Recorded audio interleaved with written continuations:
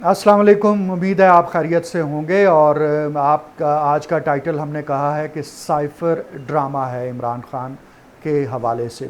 और क्यों हमने कहा है कि साइफ़र एक ड्रामा है, तो इस बात को यूँ समझने की कोशिश कीजिए कि साइफ़र दरअसल एक हुकूमत यानी अमेरिका का एक सफ़ीर जो कुछ पाकिस्तान के अंदर हुकूमत के हवाले से कह रहा था, जिसे पीटीआई कहती है कि रजीम चेंज की बात हो रही थी, तो वो दरअसल दो रियासतों का मामला बन गया। यानी अमेरिका की तरफ से जो बात कही गई और उसको जो यहाँ पर पहुँचाया गया, और फिर उससे आगे जिस तरह से उसके ऊपर सियासत की गई और जिस तरह से एक ख़त को हवा में लहराया गया इमरान खान की जानिब से, तो उसके बाद बनता तो ये था कि अमेरिका पाकिस्तान से अपनी नाराज़गी का इजहार करता कि कम से कम आप हमें बुलाकर पूछते तो सही कि क्या डोनाल्ड लू ने ऐसा कहा या नहीं कहा, नंबर एक।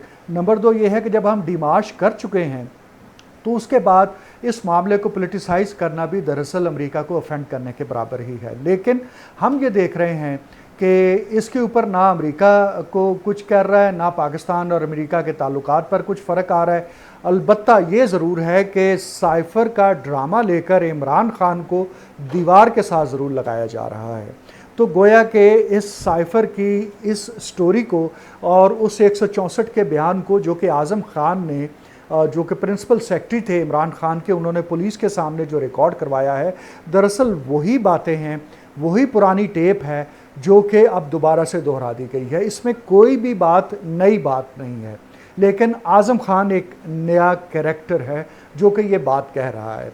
और तो इससे ये समझ आती है कि दरअसल इसका मकसद ये है कि एक साइकोलॉजिकल इम्पैक्ट क्रिएट करना है इमरान खान के ख़िलाफ़। और मकसद ये नहीं है कि इमरान खान को सज़ा दी जाए, बल्कि मकसद ये है कि एक ऐसा माहौल क्रिएट कर दिया जाए कि इंतखाबात से पहले साइफ़र की वजह से उनके ख़िलाफ़ एफ़आईआर हो जाए, साइफ़र की वजह से उनके ख़िलाफ़ सज़ाओं की बात हो जाए, साइफ़र की वजह से उनकी गिरफ़्तारी की बातें शुरू हो जाएं, साइफ़र की वजह से उन्हें गद्दार करार दिया जाए, साइफ़र की वजह से उन्हें मुल्क दुश्मन करार दिया जाए। गोया कि एक प्रोपेगेंडा किया जाए कि इमरान खान जो है वो अपनी वैल्यू एज अ पॉलिटिकल जो लीडर के वो लूज़ कर बैठे। जिस तरह से आपको इल्म में है कि इमरान खान ने नवाज़ शरीफ को इतनी मरतबा चोर कहा, इतनी मरतबा चोर कहा कि लोग अब नवाज़ शरीफ का नाम आते हैं उनके जहन में अगला लफ्ज़ जो आता है वो चोर का होता है।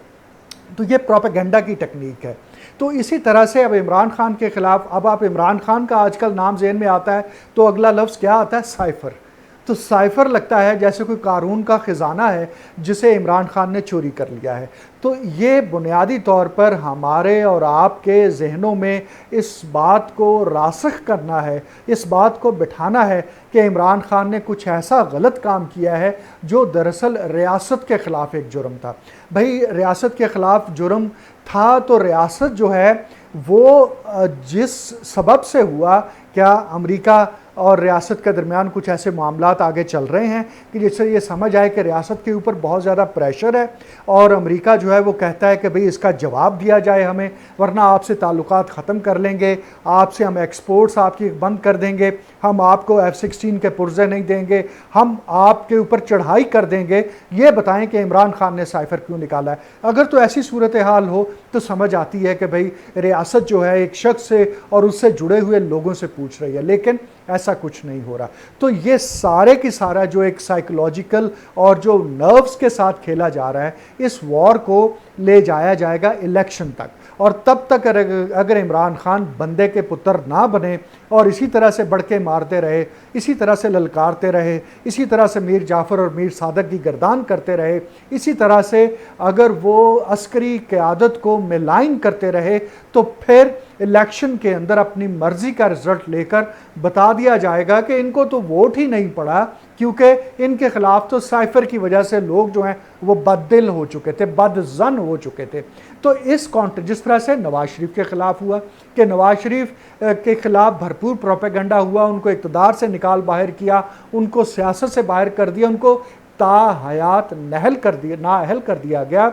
और फिर भी जब शाम को वोट पड़ना शुरू हुए और शाम 5 बजे जब गिनती शुरू हुई तो पता चला कि पंजाब के अंदर तो कोई बड़ा फ़र्क नहीं पड़ा है।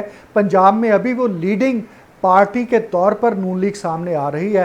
तो फिर रात 2 बजे आरटीएस बैठ गया और फिर अगले 2 ढाई दिन तक बैठा रहा और उसके बाद नई तरह के रिजल्ट सामने आना शुरू हो गए। लेकिन जो उस वक्त की इस्टेब्लिशमेंट तय कर चुकी थी कि नवाज शरीफ को किसी भी तरह से ये इलेक्शन नहीं जीतने देना है, उसकी पार्टी को सिंगल मेजॉरिटी पार्टी के तौर पर सामने नहीं आने देना है, वही कुछ हुआ है। और वही कुछ हुआ था 2018 में। अब 2023 के इंतखाबात के हवाले से जो बातें, जो र्यूमर्स अब तक हम और आप डिस्कस करते हैं वो यही हैं कि इमरान खान को इलेक्शन नहीं लड़ने दिया जाएगा, उसकी पार्टी को इजाज़त नहीं होगी।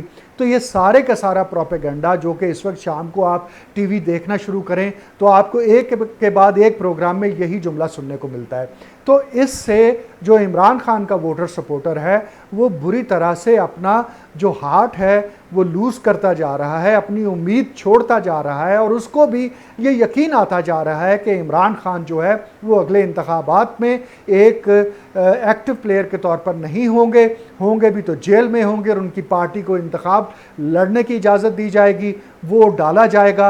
अगर बहुत ज़्यादा लोगों ने उनको वोट डाल दिया तो एक नया आरटीएस बैठ जाएगा और फिर उसके बाद ये साबित कर दिया जाएगा कि वो जेल में था और उसने मुल्क के साथ दुश्मनी की थी और इस वजह से उसके ख़िलाफ़ एफआईआर भी थी, उसको नाअहल भी करार दे दिया था, तो वो नहीं जीत सका है। तो ये रियासतों के अंदर जहाँ पर भी सियासत को कंट्रोल किया जाता है उसको कंट्रोल करने वाले जो मुक़्तदर इदारे हैं वो इसी तरह से प्ले करते हैं और हैं कवाकिब, कुछ नज़र आते हैं, कुछ देते हैं धोखा। ये बाजीगर खुला वाला मामला होता है। आपका बहुत